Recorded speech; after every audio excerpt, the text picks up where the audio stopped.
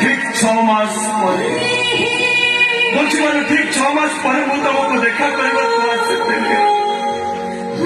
ଅବଶ୍ୟ ଦେଖେ ତ ତମର ଏ ବିଧବା ବେଶ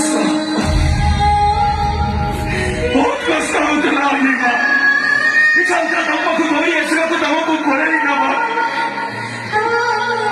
ପାରିଲିନି ଅନିମା, ଜମା ପାରିଲିନି। କାହିଁକି ଜାଣିଛ? ପ୍ରତିଶୋଧ ନିଆରେ ମୁଁ ଜରୁଥିଲି। ନେବି, ନିଶ୍ଚୟ ପ୍ରତିଶୋଧ ନେବି।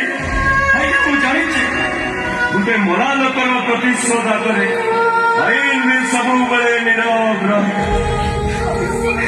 ଅନିମା ତମେ କେମିତି ଅଛ? ଅନିମା ଭଲ ଅଛ? ତମ ଦେହ ଭଲ ଅଛି ନା? ହେ ପ୍ରଭୁ ଜଗତରନାଥ, ଜଗନ୍ନାଥ ତମକୁ କୋଟି କୋଟି ପ୍ରଣାମ, କୋଟି କୋଟି ପ୍ରଣାମ। ଅନିମା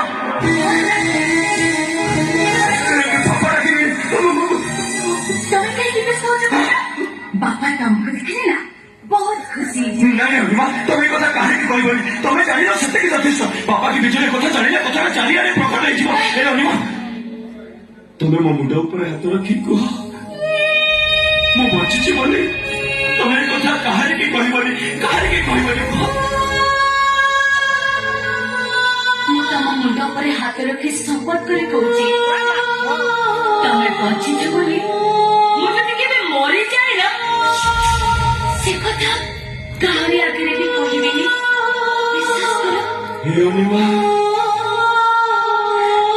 ମୁଁ ଆଜି ତମକୁ ଏଇଠି ଲାଗି ଦେଖା କରିବାକୁ ଆସିଲି।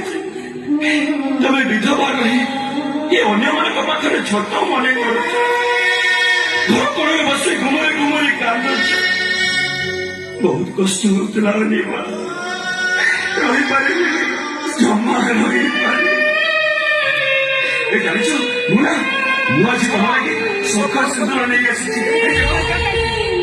ତମ ହାତରେ ଶଙ୍ଖା, ମଥାରେ ସିନ୍ଦୁର ପିନ୍ଧେଇ ଆଜି ତମକୁ ସଧବା ବେଶରେ ସଜେଇ ଦେବି। ଆସ ଅନିମା, ଆସ ମୋ ପାଖକୁ ଆସ, ଆସ ଅନିମା ମୋ ପାଖକୁ ଆସ।